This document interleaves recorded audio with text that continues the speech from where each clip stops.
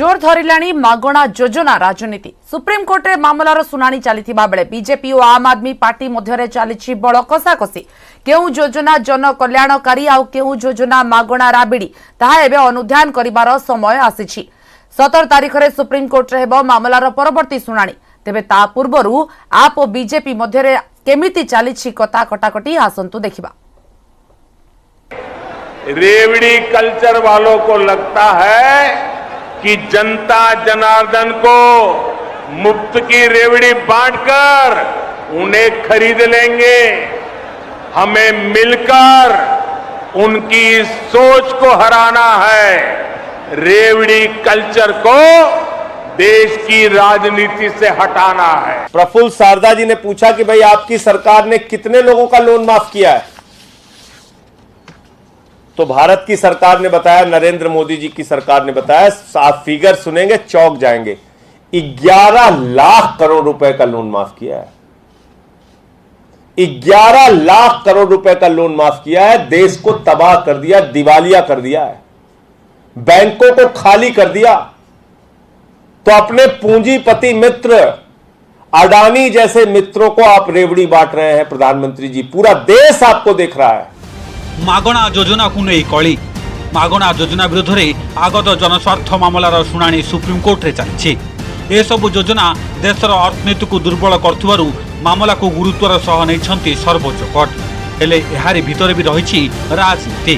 केंद्र सरकार मागणा योजना बंद सपक्ष थिबा बेले आम आदमी पार्टी व्याख्या करुछि मागणा योजना कौन।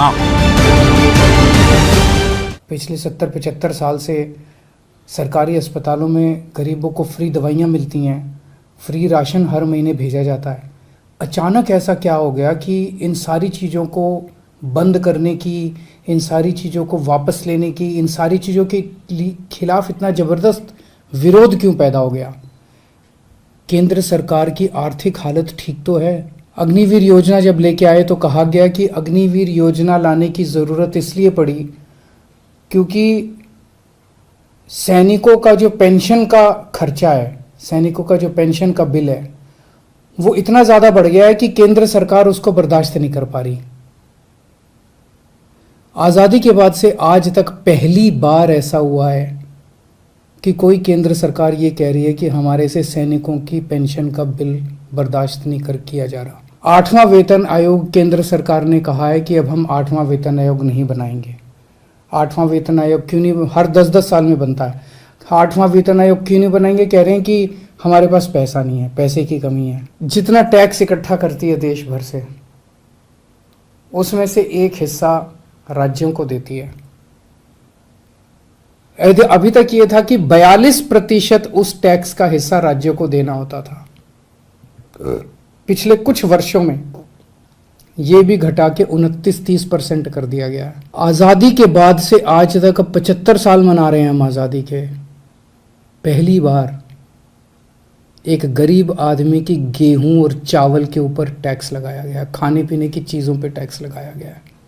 कभी नहीं लगाया, किसी सरकार ने नहीं लगाया। इन्होंने अपने दोस्तों के, इन्होंने बहुत सुपर रिच लोगों के, जो अरबपति लोग हैं, ऐसे ऐसे लोगों के इन्होंने 10 लाख करोड़ रुपए के कर्जे माफ कर दिए। विभिन्न प्रसंग में केंद्र सरकार को काउंटर करछंती आप मुख्य तथा दिल्ली मुख्यमंत्री अरविंद केजरीवाल। विभिन्न गरीब कल्याण योजना ठारू आरंभ करी अग्निपथ, जीएसटी एवं 8म वेतन कमिशन आदि प्रसंग में केंद्र सरकार को घेरिछंती केजरीवाल। खाली सेतिकी नुहे, किछि बड़ बड़ शिल्पपति लक्ष लक्ष कोटी टंकार ऋण केंद्र सरकार छाड़ कर देथिबा कहिछंती आप मुख्य। केजरीवाल को मुहतोड़ जवाब देइछंती बीजेपी नेत्री साजिया एमली। दिल्लीर आम आदमी सरकार ही मागणा राबिड़ी बांटी आर्थिक बोझ बढ़ाई। मागणा योजना माध्यम केजरीवाल राजनीतिर रिहातीकरण करथुवा से कहिछंती। जो विशिष्ट शिल्पपति व व्यवसायी मानकर ऋण छाड़ कथा केजरीवाल कहउछंती, खोलाखोली सेमानक ना कहबाकू चैलेंज देइछंती साजिया एमली। जो उनकी फ्री दे दो, फ्री बिजली दे दो, फ्री पानी दे दो, उसका घाटा क्या हुआ दिल्ली की पावर कंपनीज में? 2561 करोड़। तो आप सोचिए इसकी भरपाई कौन करेगा?